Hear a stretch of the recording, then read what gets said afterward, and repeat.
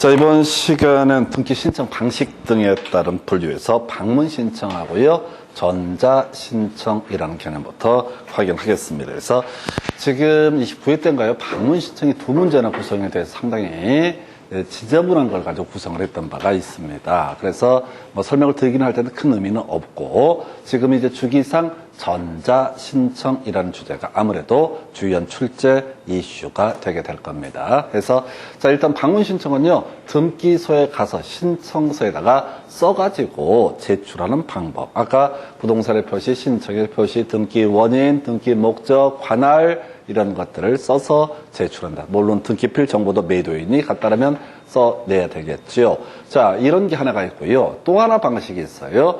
이 등기소에 가면 컴퓨터가 세팅이 되어 있습니다. 거기에 양식이 입력이 되어 있어요. 그래서 타이핑을 해가지고 그걸 어떻다 바로 출력을 해서 내는 것도 하나의 방법이 된다. 이것도 결국 이제 방문 신청입니다. 컴퓨터를 이용한다고 해서 전자적으로 뭐 서버에 접속해서 하는 것이 아니기 때문에 이것도 어떻다 방문 신청의 한 유형이 되게 됩니다. 다시요.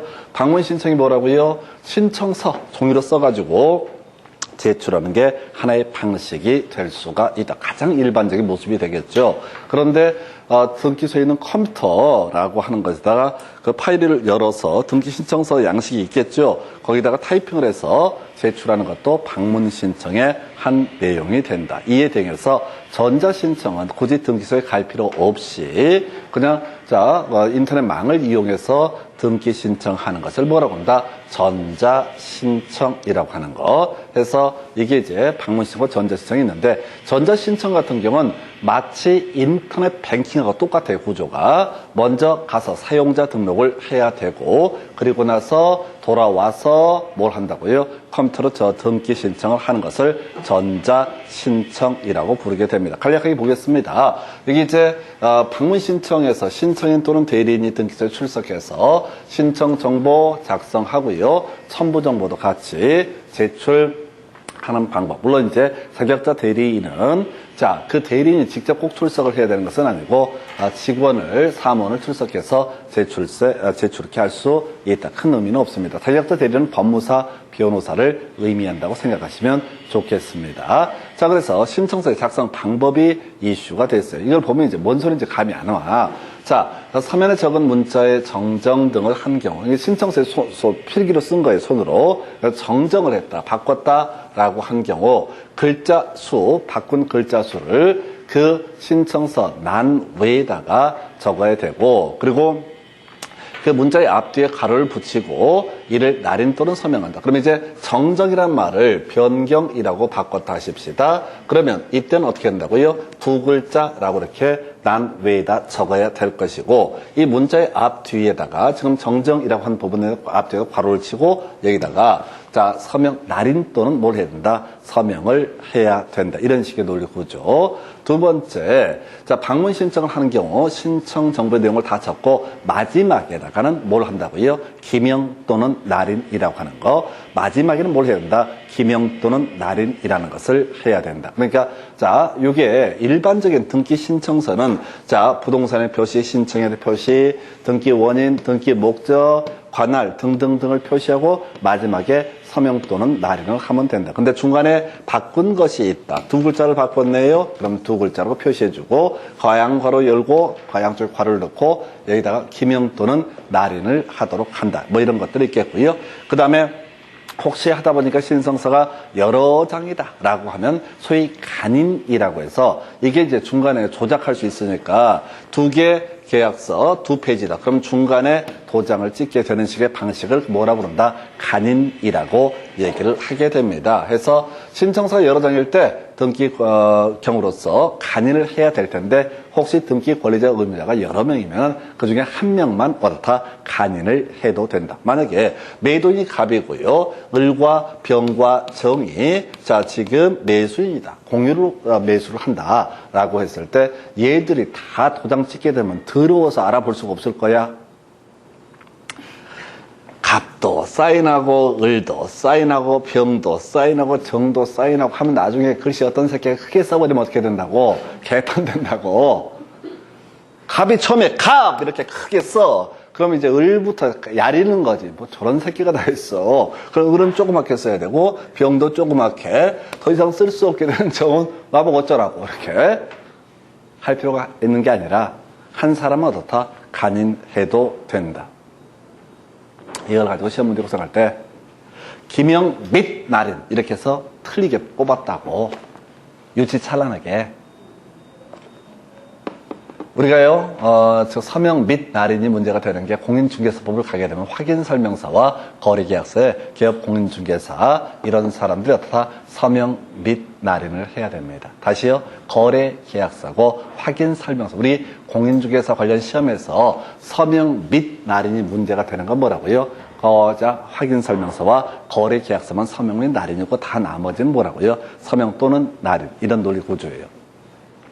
자, 그런데 그렇다 치고 지금 이제 문제가 되는 게 지금 전자표준 양식. 아까 제가 설명드릴 때 컴퓨터, 자, 등기소에 가면 컴퓨터가 준비가 되어 있고 이 컴퓨터에는 자, 양식이 띄어져 있다고. 신청서 양식이.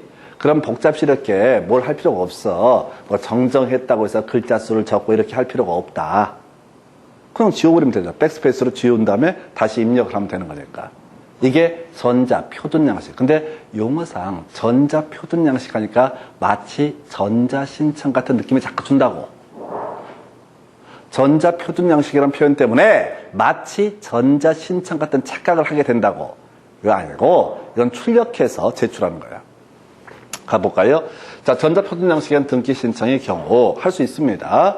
예, 그러면 이제 등기 신청 아까 대리할 수 있다고 그랬었죠.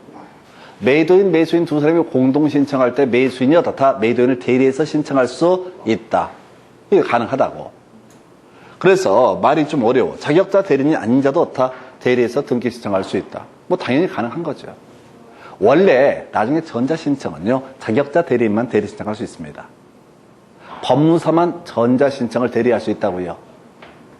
내가 갑이라는 사람과 을이라는 사람이 지금 매매계약을 체결해서 소유권 이전기를 신청하고자 해. 그럼 법무사한테 가서 뭘 하게 되면 등기 신청을 위임을 하게 되면 법무사가 꼭 등기소에 가서 할 게 아니라 전자적으로 자기 책상머리에 앉아서 다 전자적으로 등기 신청을 할 수가 있다. 이런 얘기라고요. 다시 전자 신청은 누구만이 대리할 수 있다? 자격자 대리인만이 대리 신청을 할 수가 있습니다. 그런데 방문 신청일 때는 누구도 자격자 대리인이 아닌 일반 대리인도 어떻다? 대리해서 등기 신청을 할 수가 있다. 아까 매수인이 혼자 할 수 있다고 그랬잖아요. 굳이 매도인의 위임장을 받게 되면. 그래서 이게 이제 전자표준 양식이라는 표현 때문에 헷갈리는 거야. 다시 전자 신청은 누구만이 대리할 수 있다? 자격자 대리인만이 등기 신청을 대리할 수 있다. 전자표준 양식이라는 표현을 쓰니까 마치 이게 어떤 느낌? 전자신청 같은 느낌을 주게 되는데 이것은 전자신청이 아니라 방문신청의 일종이기 때문에 어떻게 할 수 있다고요? 자격자 대리인이 아닌 자도 어떻다? 등기 신청을 할 수 있다. 이건 방문신청의 일종이니까. 요거 두 개. 그래서 토시 또는을 이고라고 장난쳤었고 하나 이해가 자격자 대리인만 전자표준 양식에 한 등기 신청을 대리할 수 있다라고 해서 틀리게 뽑았던 거. 이게 이제 29회 때 엽기적으로 출제가 됐던 문제. 왜? 그동안 한 번도 안 나왔던 문제를 미친놈들이 2개씩이나 냈어요. 등기법이 그래서 만만치가 않아. 근데 그래서 많이 유식해지셔서 처음에 와서는 뭐 등기 권리자가 뭔지 매매 뭐 이런 거 하면 갑에서 을로 등기를 넘어가야 돼 소유권 취득하는 막 이걸 막 메모를 하고 하지 말라고 그렇게 말려도 지금 한 10번 들으니까 너무 상식이지. 나중에 여러분들이 증을 따시게 되면 무슨 생각이 드냐면 다른 사람 이해를 못 해요. 왜? 대가리가 나쁜가 이 생각을 해. 내가 잘 가르쳐서 그런 거예요, 그거는. 계속 기본을 다지셔야 돼요, 기본을 다지다 보면 이게 물권법 철저히 세팅하면요, 등기법이 다 이해가 되고 용서가 돼요. 근데 물권법이 세팅이 안 된 상태에서 등기법을 처음 외우려고 그러면 아까 문제 보셨지만 설명드려도 헷갈린다고. 근데 그게 2번, 3번, 4번 반복하시게 되면 나중에는 되게 자기가 유식하다는 느낌을 들어. 그러면 뭐, 그 다음 이제 안 좋은 게 하나 생겨요. 안 좋은 게 뭐냐면, 여러분은 아직 그 정도까지는 안 되겠지만은, 소송을 하고 싶은 마음이 간간히 들어. 아니, 진짜로. 내가 요 근래에 지금 한 10만 원 받을 사람이 하나 있거든요. 근데 그 쌩까네? 10만 원 안 주고 도망가려고 그러네? 근데 내가 딱 드는 생각이 뭔지 아세요? 이거를 가압류를 해버려? 아니, 100만 원도 아니고, 20만 원도 아니고, 1000만 원도 아니고, 한번 생각을 해보세요. 10만 원을 안 갚아가지고, 자신 소유의 아파트에다가 가압류 신청이 들어서 가압류 등기가 됐다고 쳐봐. 얼마나 기분이 뭐 같겠어. 그러니까 돈이 문제가 아니라 얄미우니까 아주 연맥이려고. 제가 소장을 내면 그쪽에서는 답변서 쓰려면 법무사한테 가서 50만 원 주고 답변서를 써야 돼. 골치 아픈 거야. 가압류 등기 해제하려면 또 그 비용도 자기가 소송에 지게 되니까 그러니까 실제 10만 원 채권이 문제가 아니라 나중에는 소송 비용, 자, 그 가압류 등기 말소 비용까지 등등등을 100보다 100곱이 훨씬 커져. 그래서 이게 대가리 먹물이 들어가면 싸가지가 없어져요. 근데 대신 좋은 점은 다투지는 않아. 화를 내지도 않아. 곰곰이 생각하다가 이거 5만 원을 받아야 되는데 이 사람 이름은 아파트가 등기가 다 조사 들어갔어요. 아파트가 등기가 돼 있네. 얼마나 가가지겠어. 자, 가압류 등기 채권액이 표시가 되거든요. 우리 나중에 등록면허 할 때 가압류 등기할 때 6,000원 등록면허 써도 내야 돼. 채권액의 0.2%. 근데 등록면허 할 때 이게 6,000원 미만이 됐을 때는 어떻다? 6,000원을 등록면허서로 제출을 해야 돼. 난 다 알아. 그래서 결국 5만 원, 10만 원을 안 갚아가지고 이 양반이 등기 말소 비용, 자, 그다음에 더 제일 치명적인 건 저거지. 뭐 그게 중요한 건 아닌데 아파트 자신의 소유 등기에다가 채권액 5만 원, 10만 원 가지고 가압류가 붙어 있을 때 그걸 혹시 등기부를 보게 되면 제3자가 보면 이건 뭐지? 보통 우리 가압류 할 때는 몇 천만 원, 몇 억 이렇게 하는데 뭔 얘기하다가 어설프게 많이 알면 그게 취미생활이 돼. 그래서 상대방 괴롭힐 때 그렇게. 하여튼 요게 지금 이제 방문 신청. 요거 전자표준 양식도 뭐가 된다? 방문 신청.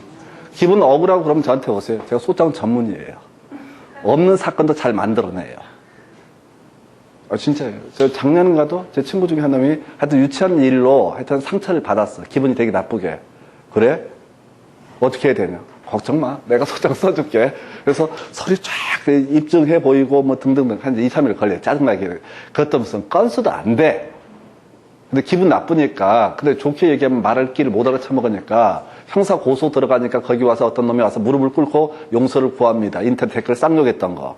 그럼 너는 빼주고. 이런 식으로 마치 큰 권력을 행사하는 것처럼. 하여튼 집에 살다가 이제 남편이 마음에 안 든다. 이혼을 해야 되겠다. 그럼 저한테 오세요. 제가 소장 써주니까. 각종 편법도 알려드려.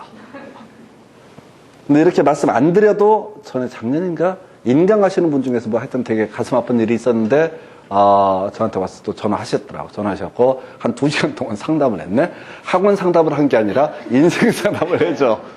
이것을 어떻게 소송 문제를 해결할 것인가. 근데 이제 그 대부분의 사람들이 그 다툼이 있게 되면 감정적으로 뭔가 억울함을 얘기를 해요. 그래서 억울함이 중요한 건 아니고 모든 건 어떻다 법적인 다툼이다라고 생각을 하게 되면 산이 간단해져요.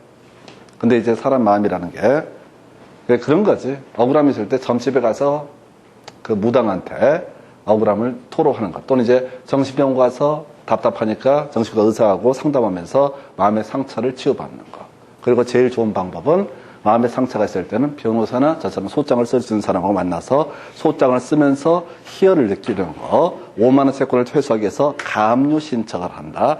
야, 이건 아마 판사가 그런 걸 보게 되면 뭐 이런 또라이 새끼가 다 있어 이 생각을 하겠죠. 그래서 뭔 얘기하다가 바로 전자표준 양식은 뭐가 된다? 방문 신청. 전자표준 양식은 뭐라고요? 방문 신청. 그래서 일반적인 대리인도 어떻다? 자, 등기 신청 대리할 수 있다. 하여튼 요건 이제 앞으로 간단하기 때문에 내릴 수가 있겠고요.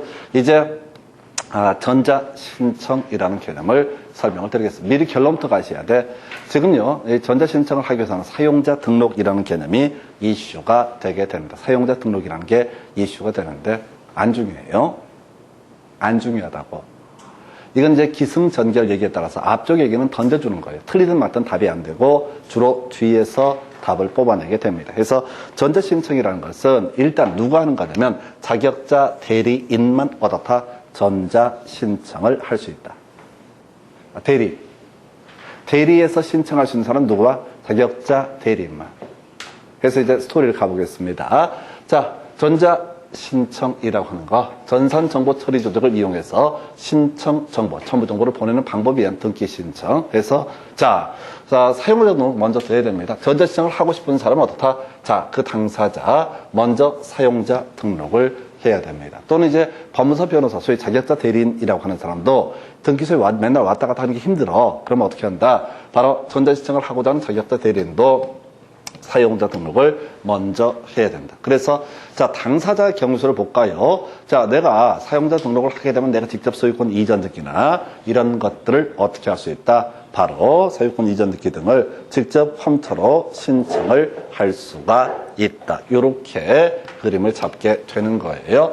자, 그리고 나서 지금 요게 하나가 있게 될 것이고, 그 다음에 자격자 대리는 한번 사용자 등록을 해놓으면 다른 사람을 대리해서 어떻게 할 수 있다? 전자 신청을 할 수 있다. 해서 자, 당사자 볼까요? 자, 인정되는 거 이런 거 외우시면 안 돼. 전자 신청 인정되는 거 다 인정되는 거. 자, 우리 앞에서 공부했던 것들 몇 개 있었죠? 등기 당사자 적격 인이라고 해서 자연인과 법인이 있었고요. 등기 당사자 적격 있는 것 중에서 법인 아닌 사단이라는 개념이 있었죠. 그래서 이 법인 아닌 사단이라고 하는 거 얘도 어떻다? 등기 신청할 수 있다. 누가? 대표자, 관리인 실질적으로 등기 신청을 하게 된다. 이런 말씀을 드렸었어요. 그래서 이 법인 아닌 사단은 어떻다? 전자 신청을 할 수가 없다라고 하는 거 출제 포인트. 자, 그럼 법인 아닌 사단만 정리해 보겠습니다. 앞에서 등기 당사자 적격을 따짐에 있어서 그런 게 있었죠.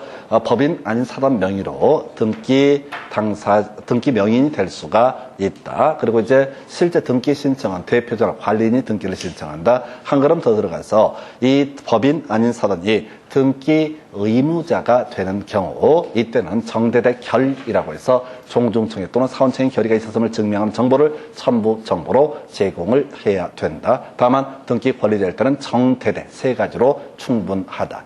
한편 법인 아닌 사단은 전자신청을 할 수가 없다. 외국인도 가능합니다. 일정한 요건 하에서. 근데 깊이 볼 건 아니고 법인 아닌 사단은 어떻다? 전자신청을 할 수가 없다라고 하는 거. 이런 게 있겠고, 그 다음에 이제 자격자 대리인은 대리에서 다른 사람을 대리해서 어떻다? 전자신청할 수 있다. 달리 표현하면 자격자 대리인이 아닌 사람은 다른 사람을 대리해서 전자신청을 할 수는 없다. 설명드리면 이런 논리 구조죠. 아까 자신의 어떤 부동산 등에 대한 소유권 이전 등기 신청을 위해서 사용자 등록을 했던 사람이 갑이라고 해보겠습니다. 그러면 갑은 자기 소유의 부동산에 대해서 등기 신청을 할 때 어떻다? 전자 신청을 할 수가 있다. 이렇게 이제 그림을 잡게 되는 거예요. 갑은 그게 가능하다. 그런데 갑이 사용자 등록을 했는데 친구 을이 야, 나도 이제 부동산 취득을 하는데 너 사용자 등록했다면서 내 대신 그 전자신청 해주면 안 되냐라고 했을 때 이건 안 되는 거예요. 바로 법무사, 변호사 같은 자격자 대리인만 얻어다 타인을 대리해서 전자신청을 할 수가 있다. 이렇게 갑니다. 그래서 여러분 교재 몇 페이지 가서 가볼까요? 자, 95페이지 가서 설명드리도록 하겠습니다. 이거 보고 나서 나머지 설명드릴게요. 자, 자격자 대리인이 아닌 사람도 자, 95페이지 첫 번째 박스 1번 지문. 자격자 대리인이 아닌 사람도 타인을 대리해서 전자신청할 수 있다. 틀리게 뽑았죠? 그래서 자격자 대리인만 타인을 대리해서 전자신청할 수 있고요. 2번 신청서에 문자를 삭제한 경우 그 글자 수를 난 외 적으며 정정이든 삭제든 이렇게 난 외 적으며 문자 앞뒤에 괄호를 붙이고 이에 서명하고 날인 이게 털이 어려웠다고 서명 또는 날인 기명 또는 날인이라고 하는 거예요. 또는을 이고라고 해서 함정을 팠다고 유치했던 문제입니다. 이런 문제 다시 내기는 어렵고 다만 이 문제를 통해서 우리가 확인 설명서와 거래 계약서, 확인 설명서와 거래 계약서라고 하는 거, 확인 설명서와 거래 계약서라고 하는 거, 요것만 서명 및 날인이고 나머지는 다 뭐라고요? 서명 또는 날인 이런 식으로 되어 있습니다. 3번 등기 신청서에는 신청인의 또는 대리인이 기명 날인이라는 서명해야 된다. 마지막 페이지 신청서 마지막에 서명 또는 날인란이 있다 이 얘기고요.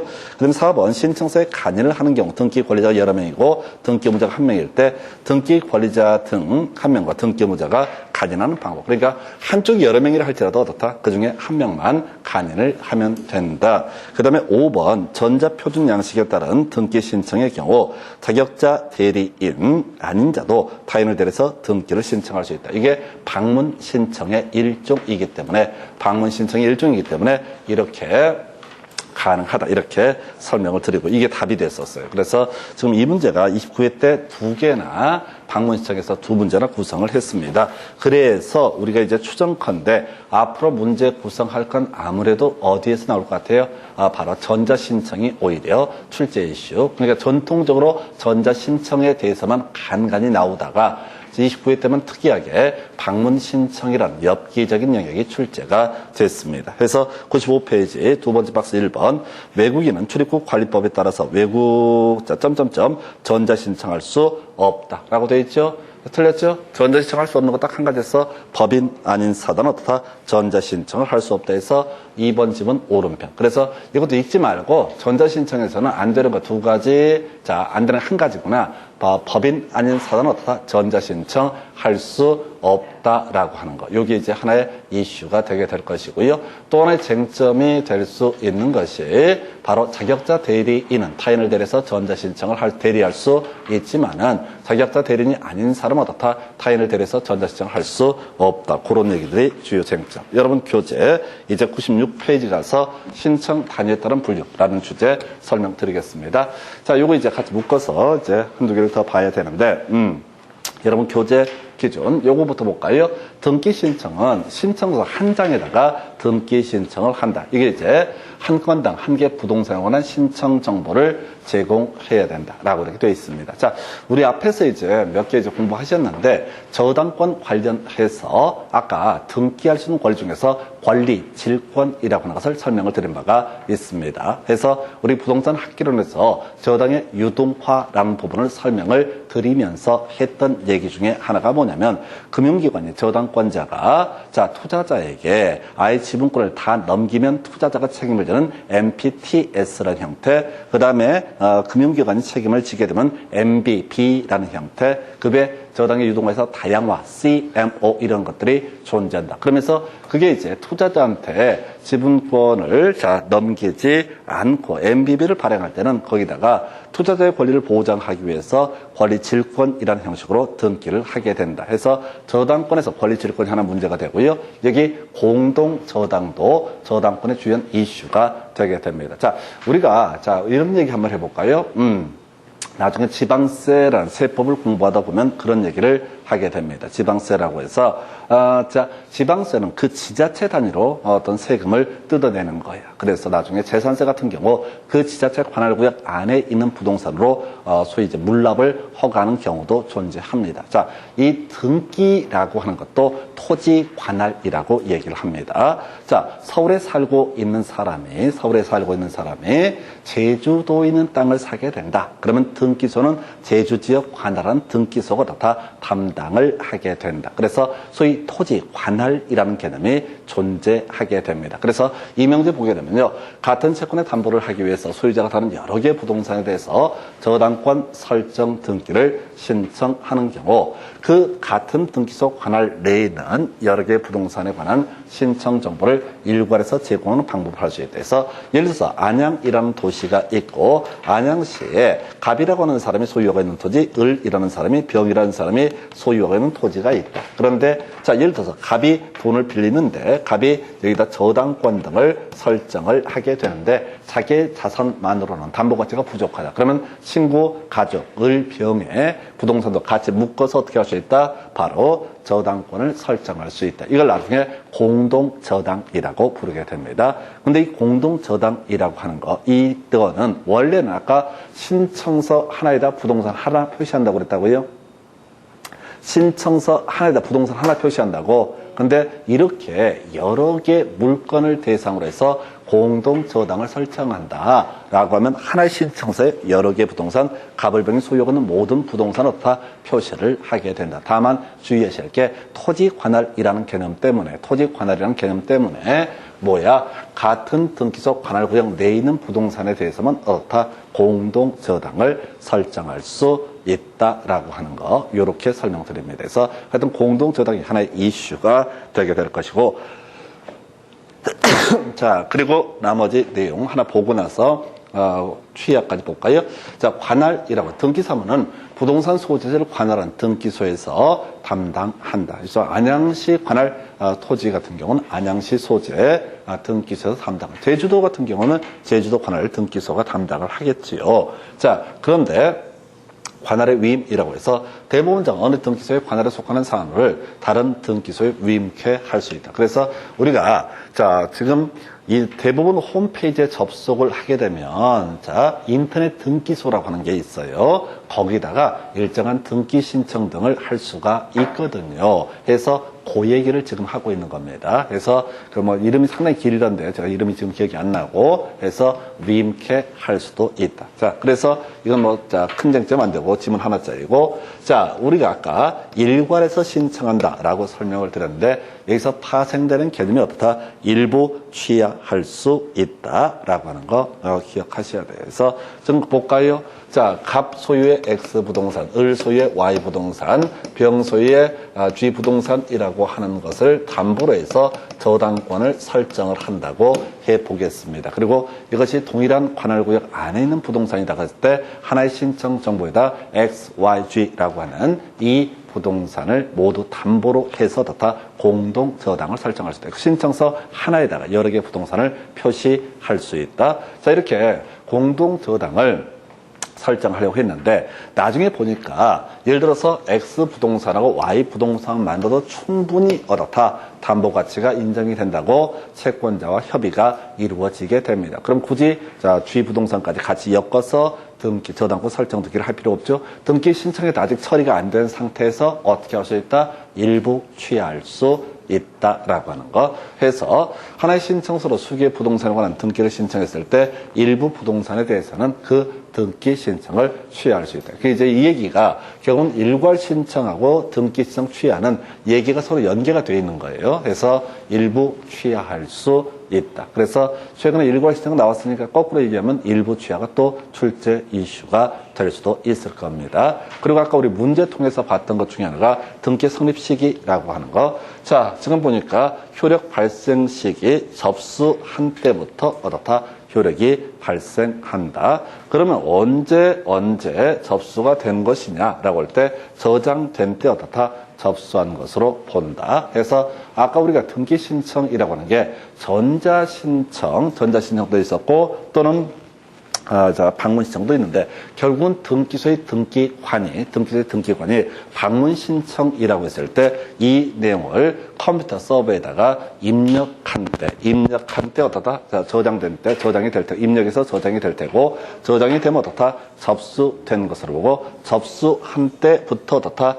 그 효력이 발생한다 해서 이게 굳이 가면 접효 이런 정도로 갈까요? 접효. 이게 문제를 고생할 때 이 나쁜 놈들이 자 접수한 때부터 효력이 발생한다 이렇게 내기도 하고 저장된 때부터 효력이 발생한다 해서 접효라고 하는 거. 이런 게 되게 짜증나. 의미도 별로 없는데 시험 지문을 조금씩 바꿔서 구성해요. 접효. 저장된 때 접수된 것으로 보고 접수된 때부터 어떻다? 그 효력이 발생하게 된다 해서 접효라고 이렇게 기억을 해 주실 것. 접효라고 이렇게 기억을 해 주실 것. 자, 여러분 교재 몇 페이지부터 이제 96페이지, 97페이지에 두 가지 내용을 검토해 보겠습니다. 자, 96페이지 가서 보게 되면 핵심 지문 1번.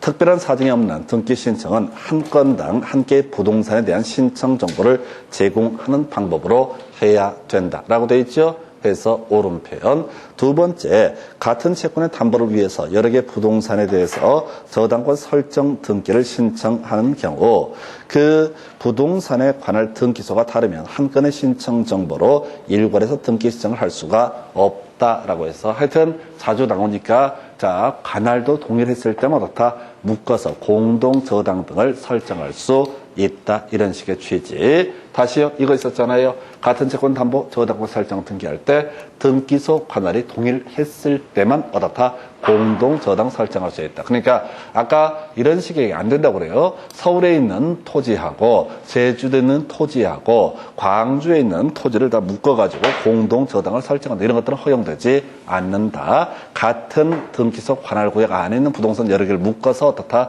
공동 저당을 설정하는 것은 가능하다. 그래서 관할이 다르면 어떻다. 일괄해서 등기 신청을 할 수가 없다. 이런 얘기고요. 3번, 같은 채권의 담보를 위해서 소유자가 다른 여러 개 부동산에 관해서 저당권 설정 등기를 신청하는 경우 한 건의 신청 정보로 일괄해서 신청할 수 없다라고 해서 지금 보니까 같은 채권의 담보를 위해서 소유자가 다른 여러 개 부동산에 대해서 자 저당권 설정 등기를 신청하는 경우 지금 없다라서 틀렸구나. 그래서 한참 읽었는데 자 일괄해서 없다 등기 신청을 할 수 있다. 대신 요거 지문은 썩 좋은 건 아니죠. 있다로 바꿔버리면 오른편 틀린 편? 요 3번 점을 있다로 바꾸면 오른편 틀린 편? 애매해져요. 관할 얘기가 빠져 있잖아요. 그죠? 관할이 동일해야지라는 말이 빠져 있잖아요. 그러니까 굳이 또 있다라고 했을 때 틀렸다라고 선을 하긴 또 곤란해. 아니 그 나머지 부분은 다 옳으니까 그러니까 이런 식의 문제를 구성할 때는 아예 이렇게 아예 말도 안 되게 틀리게 구성을 해버린다고.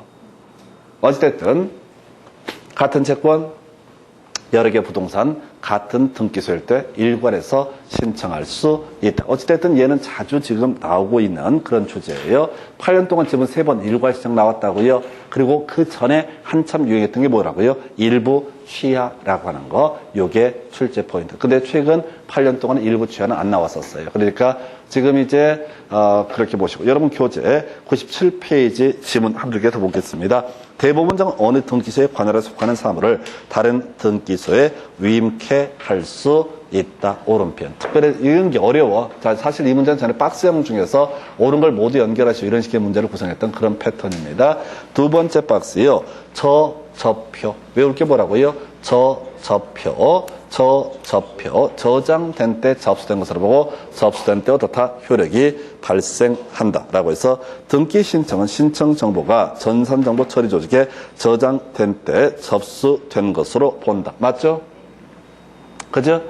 그러니까 이게 이제 중요치는 않아. 근데 벌써 지문이 4개나 8년 동안 나왔다고. 짜증이 나. 2년에 한 번씩 나오는 지문이라고. 그래서 저접표 이렇게 끊어서 가셔야 돼. 2번 등기관이 등기를 마친 경우 등기는 접수한 때부터 효력이 발생한다.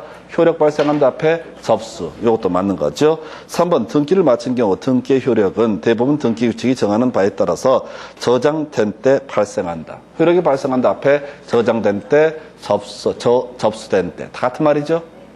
이렇게 조금씩 바꾸고 있다고. 이게 약이 바짝바짝 오르는 거예요. 어려운 것도 아닌데 줄줄줄 안 외워버리면 계속 약간 찜찜하고 시험 볼 때는 훨씬 이렇게 센서티브 아주 민감해 있기 때문에 이게 약간만 봐도 자신이 떨어지는 거예요. 저접표. 그 다음에 4번 등기관이 등기를 마친 경우 효력이 발생한다 보니까 등기를 마친 때부터 아니죠. 저장된 때, 접수한 때. 이런 게 어렵다고. 그래서 아까 제가 저접표. 저장된 때 접수한 것을 보고 접수한 때 효력이 발생한다. 효력이 발생한다 때는 저장된 때 효력이 발생한다 맞고 접수한 때 효력이 발생한다도 오른편에서 저접표. 이런 게 제일 까다로워요. 내용도 없는데 상당히